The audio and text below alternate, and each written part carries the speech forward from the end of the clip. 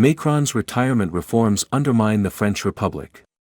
Like tens of thousands of others, I was proud to be on the Place de la République recently to defend the legacy of the French welfare state.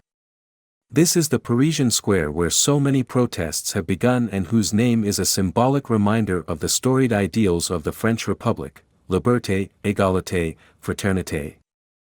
Across the country, millions have gathered in periodic protests to defend one of the crown jewels of the French welfare model, the pension system.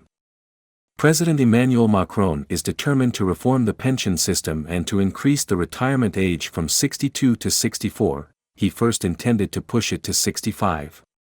A staggering 67% of the population is against the reform. And for the first time in years, many of the most powerful unions are standing together against the government. The protests show no signs of stopping either. On March 7, an epic national transport strike is planned, a major disruption that will surely get the government's attention. According to Macron, the calculus is simple: the French system cannot sustain itself financially, and because life expectancy is increasing, people have to work longer. But many strongly deny that assertion. Economist Michael Zemmer has pointed out that the government previously chose to lower companies' production taxes, which has generated a loss of €15 billion each year since 2020.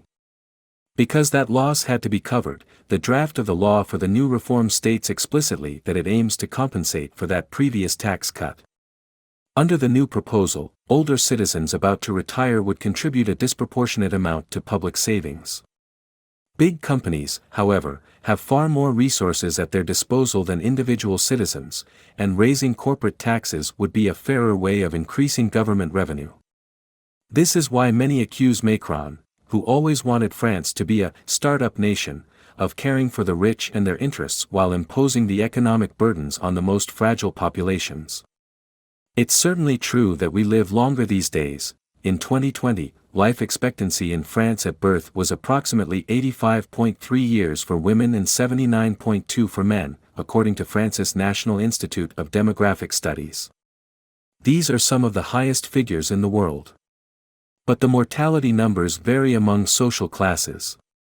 Nurses live 7 years less than other women, 20% of them, and 30% of nursing assistants retire with disabilities. Blue-collar workers live 6 years less than executives, so that 1/4 of the poorest men die by age 62, while 94% of the rich are still alive at 64. Only 40% of the poorest survive to 80, whereas 75% of the wealthiest do. So it's easy to see who needs retirement income the most. If it is adopted, Macron's reform would disproportionately hurt more vulnerable populations, low-income workers, women and citizens from the French overseas territories, who are overwhelmingly people of color. This is what has outraged the French public. Participating in some of the protests and strikes in recent weeks, I could not have been prouder of my fellow citizens, determined to protect our common good. Such a mass of people taking days off to defend our social model, which once was praised throughout the world, shows we are ready to stand up for French values. The fact that we live longer does not mean that we should spend our lives working for companies. Why should we subordinate our lives to the needs of capitalism? The reform is important to Macron. Since he was elected in 2017, the COVID-19 pandemic and the war against Ukraine have left him little room to maneuver. Yet he still wants to build his image as the reformer he was elected to be. But it would be a disgrace for his name to be associated with the dismantling of the social progress that has considerably improved life for former generations. Macron should instead help the French Republic remember what it stands for and live up to its promises.